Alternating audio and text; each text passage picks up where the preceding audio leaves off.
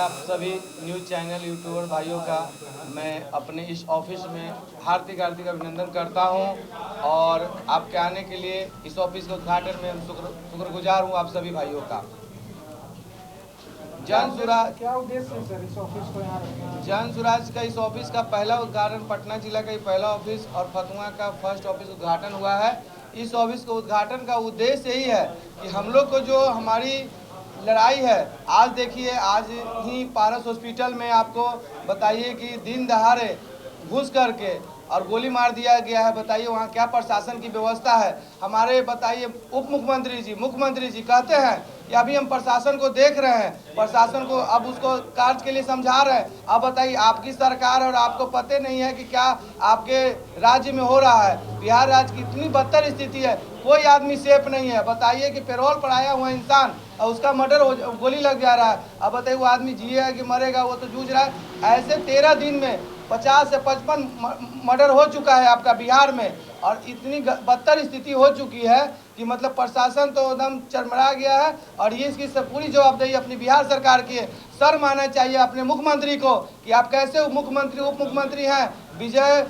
विजय सिन्हा जी कहते हैं कि अभी हम प्रशासन को बोले हैं। बताइए शर्म आनी चाहिए आप लोग जैसे ऐसे उप मुख्यमंत्री को कि आप खुद बोलते हैं कि अभी हम प्रशासन से बात करते हैं। अरे बात क्या करना है, आपकी सरकार है और अभी आपसे कंट्रोल नहीं हो रहा है तो फिर कब कंट्रोल करिएगा। ये सब झूठी संतावना उस मृत परिवार को दिया जाता है। जिसका परिवार चल जाता है उसका परिवार पुनः लौट के नहीं आता है। लेकिन बताइए उस घर में क्या होता है, उस घर में मातम छा जाता है। उसके बच्चे बीवी बाल बच्चे को कौन, उसके माता पिता कौन पालन पोषण करेगा। इसकी जवाबदेही क्या सरकार लेती है? नहीं, सरकार लेती है क्या? मतलब कहीं दुर्घटना हो जाए इसकी भी जवाबदेही, इसका भी मुआवजा मिलना चाहिए। उस परिवार को कम से कम 10-10 लाख रुपया का मुआवजा मिलना चाहिए। गरीब घर का बच्चा चला जाता है उसको कोई मुआवजा नहीं दिया जाता है।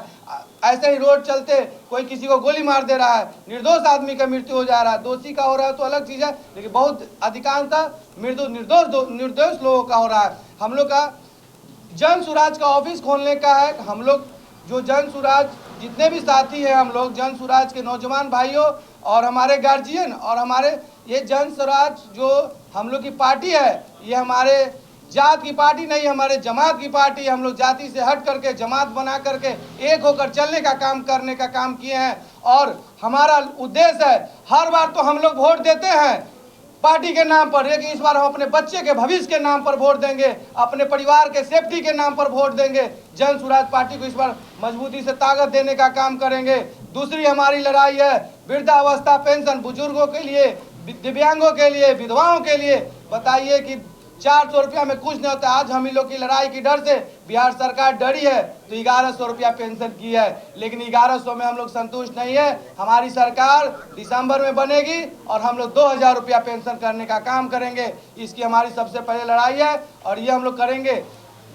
तीसरी हम लोग की बात है प्लान को रोकना। अब बताइए कि 10,000, 15,000, 20,000 के नौकरी करने के लिए लोग दिल्ली बम्बई कहाँ नहीं जा रहे हैं, दर दर की ठोकरें खा रहे हैं। आज बताइए शिक्षा खराब होने का कारण क्या है? प्लान। जिस घर का गार्जियन घर में नहीं रहेगा उसका बच्चा क्या पढ़ेगा? स्कूल की व्यवस्था इतनी बदतर स्थिति है, खिचड़ी चोखा दाल भात चावल मास्टर बनवा रहे हैं स्कूल में जा करके, तो मास्टर पढ़ाई करेंगे क्या?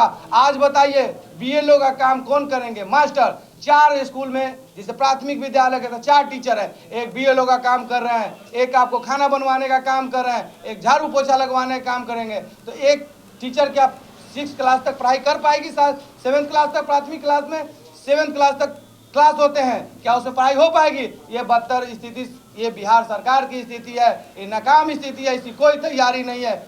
और हमारे यहाँ महिला जो महिला रोजगार करना चाहती हैं, घर से उठकर आगे बढ़ना चाहती हैं, अपनी गरीबी से मुक्त होना चाहती हैं, लेकिन उनको ऋण नहीं मिल पाता है। इसलिए हमारी पार्टी कम से कम कीमत पर ऋण 4% पर ऋण के मुआवजा दिलवाएगी हमारी जन सुराज पार्टी और हर महिला अपना काम करेंगे।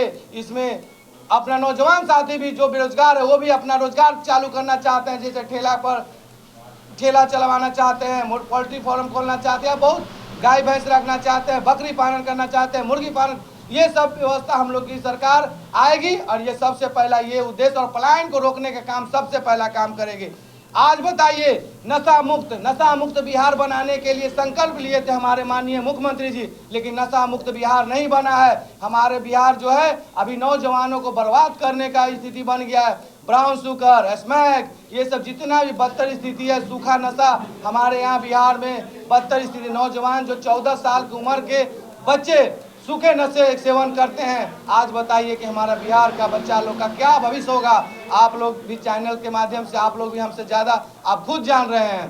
देखिए, और ये व्यवस्था जो है, आज बताइए मेरे गौरीचक थाना में कोई भी दरोगा आते हैं, 5 करोड़ का संपत्ति पटना में अपार्टमेंट जमीन, चाहे वो 5 करोड़ का इकट्ठा का हो, 2 करोड़ इकट्ठा, वो पटना में खरीदे हुए हैं। कौन प्रभारी पटना में जमीन नहीं खरीदा हुआ है? जाके देखिए, पता करिए।